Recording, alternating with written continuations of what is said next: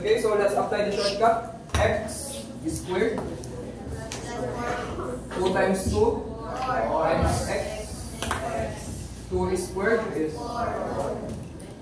distribute 20 times y plus 20 times 3. Buhay ka pa? Yes! Then, gusto mong madalian, lipat mo na lang magiging negative. So, x squared, bring down, plus 4x. Yung 20y magiging negative 20y plus 4. Yung 60 magiging negative 60. And since nilipat mo na silang lahat, magiging 0 na lang. Bring down mo ulit, x squared plus 4x minus 20y. 4 minus 60. Negative 86.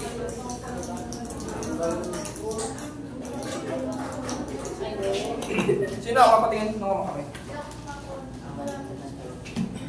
So, paano yung iba kaya?